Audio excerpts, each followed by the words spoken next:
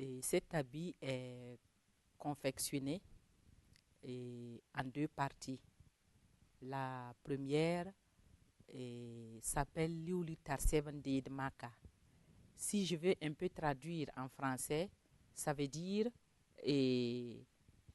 un oiseau, d'une façon littéralement, un oiseau qui tient des papiers et s'en va à la Mecque avec.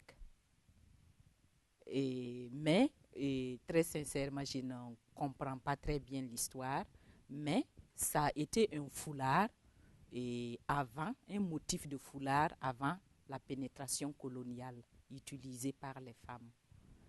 Maintenant, pour le pagne, et Gang l'appellera, c'est une bande de cotonnade qui est tissée selon les couleurs et bleu et le blanc.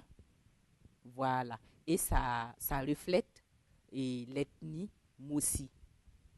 Les autres ethnies aussi ont leur façon de mélanger leurs couleurs aussi, comme les Dafins, les Samo.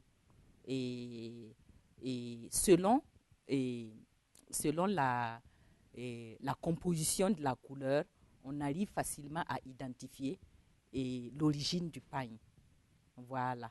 Et il y a eu une année même où le Burkina Faso, à l'occasion de la journée internationale de la femme, le 8 mars, ont choisi cette tenue pour faire l'uniforme pour toutes les femmes, à commencer par la première dame et même les autorités. Et tout le monde l'a porté ce jour, et jusqu'à la femme rurale. Donc, c'est vraiment une tenue qui reflète la culture burkinabé. Du patriotique, parce que je me reconnais burkinabé. Et à travers non seulement la tenue vestimentaire, mais aussi à travers toute cette éducation que j'ai reçue et qui me lie à cette partie géographique du monde. Je dirais que cette identité se marie en moi à travers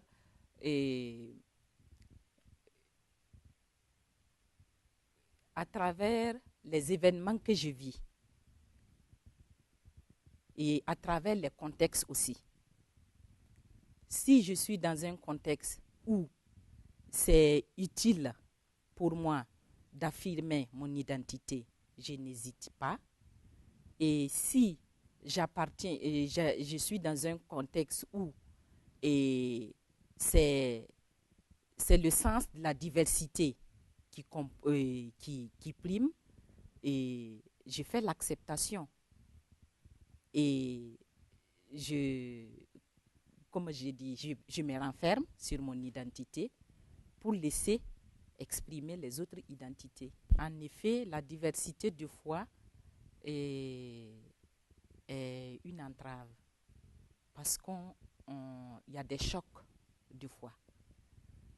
Mais grâce à la tolérance, moi, très personnellement, il m'arrive vraiment très rarement de me mettre vraiment à porte-à-faux sur une question identitaire. Oui, je peux laisser exprimer l'autre tout en sachant au fond de moi qu'est-ce qui peut changer et qu'est-ce qui ne va jamais changer, quel que soit son discours en ce qui me concerne. Et arriver à manier plusieurs identités, c'est pas facile, mais je dirais que depuis que je suis là,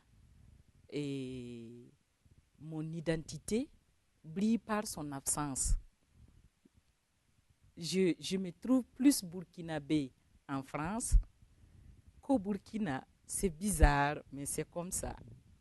Je ne sais pas comment l'expliquer, parce qu'en étant parmi les siens au Burkina, on a tendance à se différencier en adoptant une autre culture, et surtout française, et pour marquer qu'on a fait l'école française, on connaît autre chose que l'une ou l'autre.